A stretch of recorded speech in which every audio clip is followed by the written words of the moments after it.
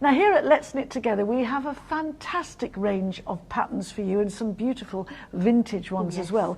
But if you've never read about pattern before, or you're a little bit daunted by the thought of a pattern, how do you actually read it? You know, how do you go about deciphering it, Nettie? Yes, we're just going to take a look at a pattern and talk you through the main things that you'll find. A pattern will show you the type of equipment that you need, how much yarn, and also if there are any special abbreviations, it'll give you an explanation of those as well. Excellent. As well as a row by row, blow by blow way to make one of the items that we've got here. I like that, row by row, blow by blow. You can see how it's done, and then you can make gorgeous toys like this, or lovely jumpers, whatever. Yes, let's just take a look. Here we have an example of one of our lovely patterns.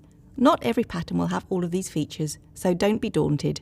But we have chosen a slightly more advanced pattern here, as this has more to show you. Always read through the whole pattern before you begin, just so there are no surprises. And if there is a new technique or stitch, you can look into it beforehand. The introduction will give you a flavour of what to expect. Here, for instance, is letting you know that you'll be working in rounds rather than rows. Look at the key information panel first. These symbols may help you decide if the pattern is for you. More specific information is given below. Check the sizes and measurements. This hat can be made in one of 3 sizes. The first size isn't in brackets, but the other 2 are, and this format is repeated in the pattern itself. Follow the same size all the way through the pattern where the brackets appear. If you need to make the hat at 42.5 centimetres, follow the first size before the brackets throughout the hat pattern. Cast on 80 stitches at the beginning, and at the next instance work the repeat 20 times. If you need to make the hat at 54 centimetres, follow the last size in brackets throughout. Cast on 112 stitches and work the repeat 28 times, and so on. Where there is only one measurement, it's the same for all sizes. On the other patterns, you may also see a dash or a 0 for no stitches required for your size, or the same number of stitches as another size. Don't worry, this is all quite usual. To follow your size all the way through a pattern, you can underline or highlight your size on the instruction lines before you get started. Next, you'll want to know which yarn to buy and if you already have the right needles and so on in your knit kit. Each pattern lists the yarn brand, shades and amount of each. In a garment pattern, the number of balls needed may well be listed in brackets and will correspond to your choice of size. For the hat, it's the same for all sizes. Where more than one colour is used, it may be given a letter in the pattern. Here, sky is yarn A, and so you're told to cast on in yarn A. This makes the pattern short and easy to understand and keeps the instructions clear in case you want to change colours. The needles required are also stated. Often it may only be one type, but for this hat and cowl set, 2 40cm circular needles are needed, one in 4mm and one in 4.5mm, as well as a set of 4.5mm double-pointed needles. Extra equipment or embellishments are then listed. Just stitch markers and a tapestry needle are needed in this case, but other patterns may list buttons, pom-poms, a cushion pad and the like. Ideally, make sure you have everything you need before you start. For fitted items, such as this hat or other wearables, you'll also find information on tension. You'll need to match the number of stitches and rows in the pattern to work your size to fit correctly. In this example, 22 stitches and 30 rows make up a 10cm 4-inch square of stocking stitch using 4mm needles. Take time to knit a square in the project yarn, a few extra stitches and rows than for 10cm, then measure a 10cm section. If your tension doesn't match, it's easiest to change your needle size. Have a look at our How to Get the Right Tension tutorial for more help with this.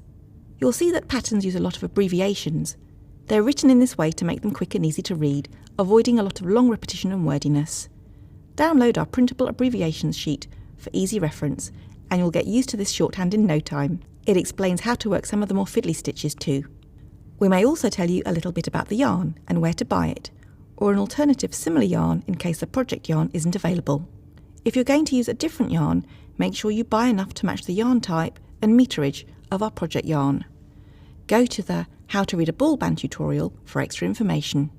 Next, read the pattern and other tips information on the page, just so you know that it's there, even if you don't need it till the end. Here we have some tips on how to keep your colour stranding neat, but other patterns may include a colour sequence, explanations of how to work special stitches or sewing advice. Here we have a chart that's referred to in the pattern and the key to the yarn colours that we'll come to in a moment. When you have all your yarn, needles and kit, you're ready to knit the pattern, with the abbreviations list to hand for anything you're not sure of. First, you'll be told to use a certain type of needles and yarn to cast on a specific number of stitches. If the designer has specified a particular way to cast on, such as long tail thumb cast on, use that method, otherwise it's up to you. Any other specific instructions, such as joining in the round, will also be given. The pattern then progresses through the rounds. Here, round 1 starts with knit 2, purl 2, that is repeated to the end to begin the stretchy rib edging. You can mark this square box when you've completed the round or section. Work down the instructions. Here, you need to change needles. Here, you need to join in yarn B. Here, you need to repeat the chart pattern to suit your hat size until the hat is 14 centimetres deep. Let's look at the knitting chart. This is numbered from the bottom up, as it represents how your pattern builds up over 4 rounds.